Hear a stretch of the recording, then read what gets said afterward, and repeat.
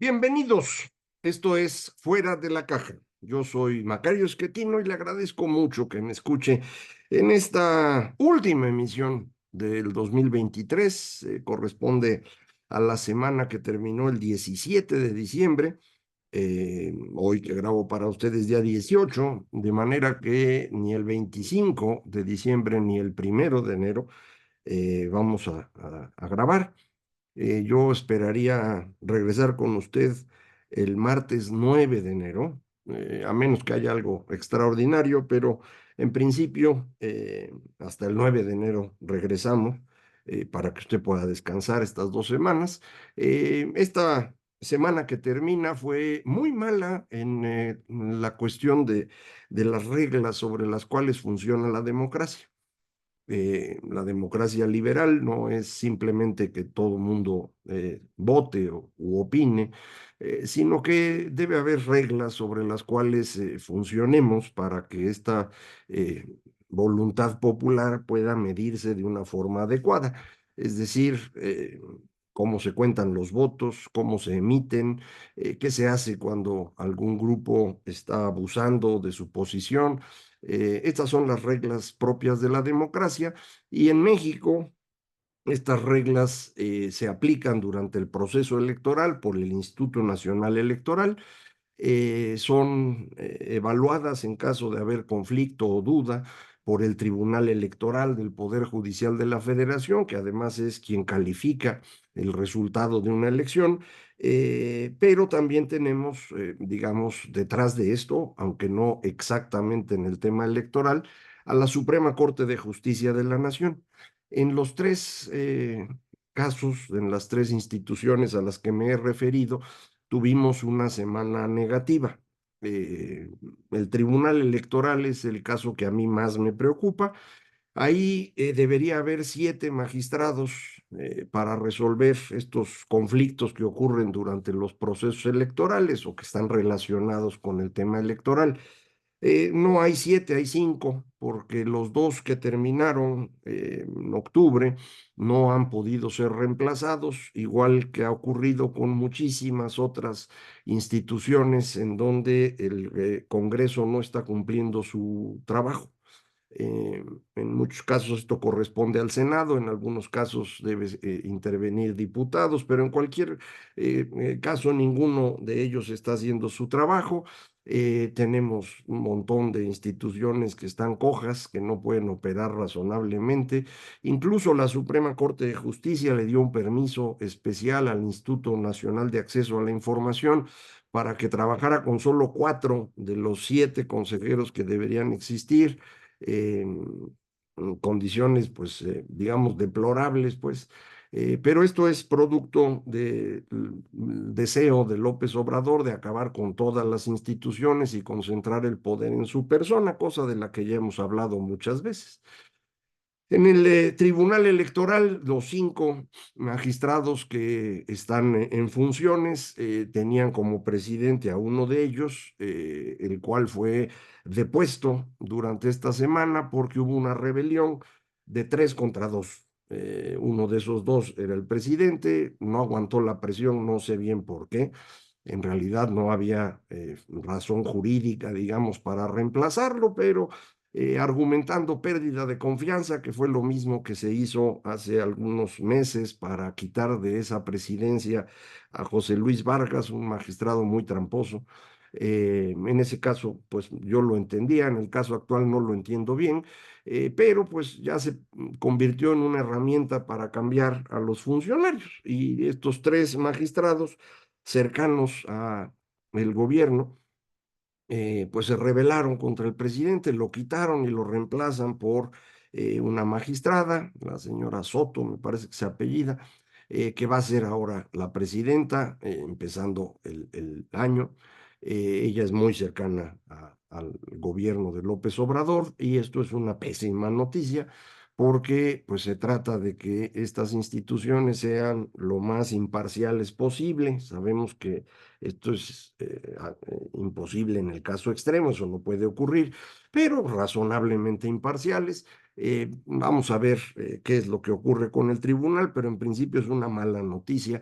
En el INE hay un conflicto no igual, pero tiene parecido. Hay dos grupos, uno que consta de 6 consejeros y el otro tiene nada más 5, pero uno de esos 5 es la presidenta y no pueden llegar a acuerdos sobre cuestiones elementales de operación, quiénes van a ser los responsables de las distintas áreas que tiene el INE y en particular quién va a ser el secretario ejecutivo o la secretaria ejecutiva, que es la persona pues que gobierna todo el proceso que hace el instituto. Son puestos administrativos, pero que tienen un componente político relevante. Hay que estar atendiendo a los partidos políticos y tratar de administrar para que no haya conflicto entre ellos y que no abusen de su poder. Entonces no pueden ponerse de acuerdo ahí.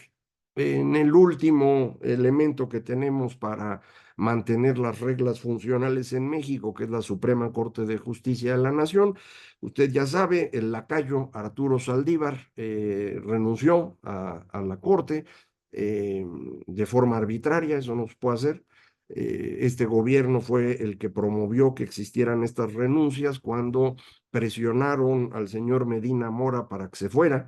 Te recordará el nombramiento de Medina Mora en el tiempo de Peña Nieto no fue aplaudido de forma general, a pesar de ser un abogado con experiencia y lo que usted quiera, pues no lo querían porque pues era, digamos, muy cercano a distintos grupos y en particular a grupos financieros. Creo que eso era lo que molestaba a muchos. Al llegar este gobierno lo presionaron incluso con amenazas de cárcel a él y a su familia. Y Medina Mora decidió no aguantar esa presión y renunció. No, no existe la renuncia a la Suprema Corte salvo por una causa grave. Saldívar ni siquiera mencionó alguna causa grave, nada más dijo que él se va porque va a trabajar con Claudia Sheinbaum. Creo que con eso confirma Saldívar la opinión que hemos tenido de él, es un lacayo, es una persona sin dignidad alguna, que lo había mostrado ya como ministro de la Corte y ahora, bueno, pues abre el espacio para que López Obrador decida a esa, quién reemplaza en esa posición que debía haberle tocado a la sucesora, pues la señora Sheinbaum o la señora Xochitl Gálvez, pero eso ya no va a ocurrir, ya lo decidió López Obrador, mandó su terna a la Corte, en la Corte la oposición pues rechazó las ternas que envió el presidente porque no le parecían personas calificadas. Y bueno, López Obrador eh, usó, digamos, la posibilidad que le da la ley de que si son rechazadas 2 ternas, el presidente puede elegir de la última terna presentada cuál de esas personas debe ocupar el sitial en la corte. Y se decidió por Lenia Batres, hermana de Martí Batres, ambos egresados de una universidad que creo que ellos crearon para poder obtener un título que no podían obtener en otro lado. Por eso dicen ser abogados. En realidad es una familia que creció políticamente al amparo de la ocupación de viviendas y del manejo muy oscuro de recursos para construcción, para estas viviendas populares y demás. Eh, Martí Batres originalmente formaba parte del grupo de René Bejarano y de la señora Padierna. Después se separó de ellos y, digamos, tiene su propia organización, su propio grupo. Y de ahí vienen ellos, no, digamos, son pues invasores de tierras y con malos manejos alrededor de la construcción. Pero pues eso es irrelevante para el presidente, que lo que quiere son leales a él y ellos sin duda lo son parte de este esfuerzo que tienen estos grupos por quedarse con el poder en México eternamente. Y pues para eso la nombraron. No me preocupa tanto este nombramiento en el sentido de que seguimos teniendo 8 ministros que han estado actuando de manera adecuada y 3 ministras, desafortunadamente las 3 son mujeres, que no tienen, pues digamos, una posición propia, sino que hacen lo que el presidente les dice. Eh, Ellas tres son las mismas que antes teníamos, antes eran dos mujeres y Saldívar, ahora son tres mujeres, pero bueno, a final de cuentas no cambia, digamos, la correlación de fuerzas en la Corte, aunque sí es un insulto, me parece, a todos los abogados, el que se haya nombrado a alguien como la señora Lenia Batres como ministra de la Corte, es decir, cualquiera que se dedique al derecho constitucional debe estar ahorita profundamente enojado y tendrían toda la razón. Pero eso es lo que ocurrió en esta semana en términos de lo que vamos a tener durante 2024.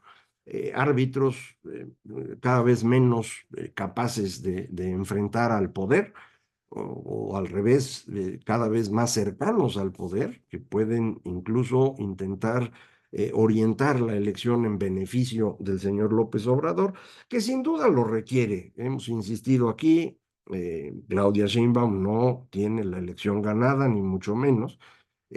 Siguen apareciendo encuestas donde la ubican con un montón de puntos de ventaja, que son producto esencialmente de la inercia de años en los cuales ella estuvo trabajando para ser candidata y Xóchitl Gálvez estaba en otra cosa. Ella incluso ni siquiera pensaba ser candidata presidencial, sino de la Ciudad de México. Entonces, el conocimiento de Xóchitl Gálvez fuera de la Ciudad de México es muy bajo. Y esto pues no permite que las encuestas midan bien, creo yo. Insisto que yo prefiero en estos momentos las caracterizaciones de los votantes, que son lo que ha hecho, por ejemplo, Nexos, que hace cada 5 o 10 años un esfuerzo por medir lo que piensan los mexicanos, caracterizando por grupos. Hay una empresa mexicana que se llama Think Mercadotecnia que hace esto, pero no publica su trabajo. Yo he tenido la oportunidad de conocerlo, pero no es público, pues. Le comentaba el libro de Gabriel González Molina, Switchers 2.0, en donde él hace una cosa similar y llega a la conclusión de que el tope de votación a favor de Claudia debe estar en 42%, dice él, dígale entre 42 y 45, no lo sé, pero por ahí debe andar, sobre todo cuando el presidente pues tiene una popularidad muy moderada, nada del otro mundo. Le vuelvo a insistir, hay que utilizar las casas encuestadoras que llevan muchos años en esto, que tienen prestigio, Buen Día, El Financiero, Reforma, GEA, Parametría, Mitofsky, y estas otras que se han movido mucho a favor de López Obrador históricamente, como Demotecnia o Covarrubias o recientemente Encol, que encuesta para el país, yo la verdad no les tengo mucha fe. Y bueno, antes medían lo mismo que las otras que mencioné y ahora se han ido separando y le van dando cada vez más puntos a López. No entiendo cómo. Puede ser que tengan razón, ¿eh? Yo francamente creo que no, porque las otras que tienen tantos años en esto y que han medido razonablemente bien las cosas, pues no se mueven de esta popularidad o aprobación presidencial de 56, 58%. Una cantidad muy razonable para un país presidencial como México, comparable a Cedillo, a Fox, a Calderón. Le recuerdo, al único al que nadie quería era al señor Peña Nieto. Fuera de eso, la popularidad suele ser esa. Y de ahí es muy difícil trasladarla al sucesor, cosa que no lograron ni Peña, ni Fox, ni Calderón, ni Cedillo. Y creo que ese fenómeno también lo veremos aquí, de manera que no tiene, digamos, en este momento la señora Sheinbaum aprobaciones o intenciones de voto del 50 o 60 o 70%, como le quieren poner. Lo vamos a ver con claridad durante el próximo año, pero pues bueno, así es como funcionan las cosas. Necesitamos todavía que las personas, los votantes en México, caigan en cuenta que solo hay dos opciones, ya lo platicamos, pero lo vuelvo a decir, conforme eso sea más claro, entonces empezarán a medir mejor las encuestas. Mientras eso ocurre, el presidente sigue en su ánimo de que todo el mundo lo adore. Ya ve usted que tiene esa necesidad profunda de ser querido. No sé de dónde viene su vacío existencial, pero así es. Y entonces ya inauguró el Tren Maya ahora. Obviamente nada más el tramo que va de Campeche a Cancún, que de Campeche a Mérida ya existía, de Mérida a Cancún sí se construyó una vía y ya está. eh, tarda el tren un montón de horas, hasta ahorita sigue tardando más que un camión, que un autobús, y más obviamente que un auto. Eh, es más caro que el autobús, el tren.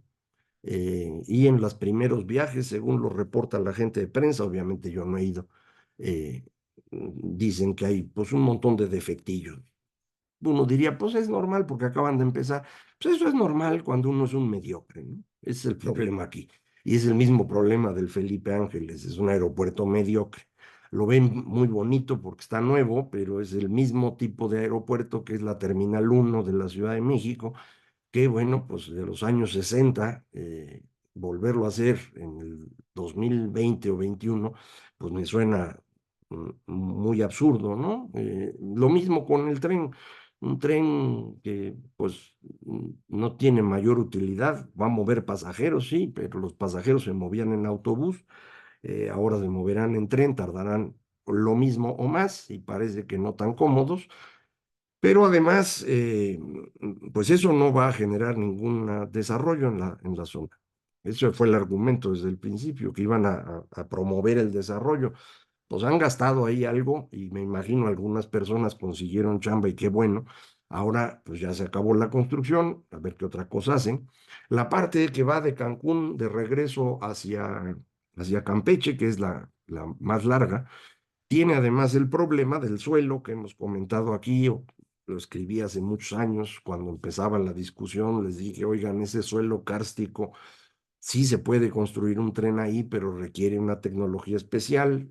En China lo han hecho, tienen también regiones de suelo kárstico y han hecho sus trenes, pero pues, cuestan una fortuna. El nuestro, pues lo hicieron ahí en la parte donde se puede hacer, en la parte más fácil. Un tren de diésel común y silvestre, no tiene nada espectacular, no hay nada nuevo, otra vez es una obra mediocre como lo es el aeropuerto Felipe Ángeles. Usted me dirá, bueno, pero Dos Bocas no es mediocre. Pues no, pero no funciona. Entonces, hasta que funcione, platicamos, a ver qué tal le sale. Ojalá le salga bien, la verdad. Va a estar inaugurando un montón de cosas el presidente en estos días, acueductos que no están terminados, ferrocarriles que todavía no operan, algunas cosas me imagino que ya estarán terminadas, supongo, pero para él es irrelevante, el chiste es la inauguración. Todo este mes, lo que queda hasta fin de año, va a andar en las inauguraciones. Y los seguidores del presidente van a estar insistiendo en todas partes que esto es una muestra del gran avance de México. Si construir un tren de los años 60 le parece un avance a alguien, es que es una persona profundamente mediocre, insisto. Si usted me dijera construyeron un tren eléctrico de alta velocidad, hombre, eso sería una cosa llamativa. Si me dijera construyeron un aeropuerto de clase mundial como el que íbamos a hacer en Texcoco, pero lo hicieron en otro lado, pero es igual de bueno, hombre, sería maravilloso. No es el caso. Realmente ha sido una tragedia este sexenio en todo tipo de información económica, se ven el daño. Mucha gente no ve la información económica porque no tiene por qué, están ganándose la vida en sus actividades normales y piensan que las cosas ahí van porque sienten que ha habido un poco de mejoría económica comparado con la pandemia, pues obvio, pero si comparan con 2018, pues van a ver que las cosas no están mejor, ¿eh? Cada uno puede hacerlo con sus propias cuentas, ¿no? ¿Cuánto ganaba entonces? ¿Cuánto gana ahora? ¿Cuántas tortillas podría comprar? ¿O cuántos celulares? O lo que usted quiera medir. Y entonces verá que las cosas no han mejorado de manera relevante, el crecimiento es prácticamente nulo, todo el mundo está celebrando los salarios, en realidad el aumento en los salarios medidos en términos de cuánto puede usted comprar de comida es el peor desde el sexenio de Calderón. Son los dos sexenios más duros en donde el aumento salarial ha sido mucho menor que el aumento en los precios de alimentos. Si no quiere usar alimentos, quiere usar inflación subyacente. Pues este es más o menos parecido a lo que pasó en el sexenio de Fox o de Peña Nieto, un poquito arriba de Calderón. Si lo medimos en términos de creación de empleo y el incremento salarial, o sea, lo que se llama masa salarial, este es el peor sexenio junto con el de Calderón, como le decía, y el mejor fue Peña Nieto. pero luego votaron en contra de Peña Nieto porque decían que este iba a ser mejor, pues ahí está lo que querían. Entonces, creo que todo esto va a ser cada vez más claro, ¿no? Vamos a empezar a ver que el aeropuerto no está funcionando y nos cuesta dinero, que el tren simplemente no sirve para nada, que la refinería no entra en funciones, que se está complicando cada vez más la generación de empleos y la inflación no baja. Y entonces, paulatinamente, la gente dirá, hombre, qué mal sexenio fue el de López Obrador. Lo que no sabemos es si lo van a decir antes o después de la elección. Si lo hacen antes, pues afectará el resultado de la misma. Si lo hacen después, pues ya, ni llorar es bueno. Pero bueno, así ocurrió, ¿se acuerdan? Con Salinas.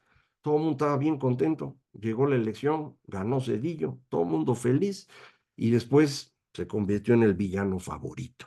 Vamos a ver qué ocurre, pero aquí vamos a seguir platicando ya en 2024. Yo me despido de usted por este año, le deseo que pase una feliz Navidad y un feliz año. Aproveche si puede, disfrute. Acuérdese, no se preocupe demasiado. Lo que tenga que venir ya vendrá y entonces nos preocupamos. Mientras, usted disfrute. Muchísimas gracias. Esto fue Fuera de la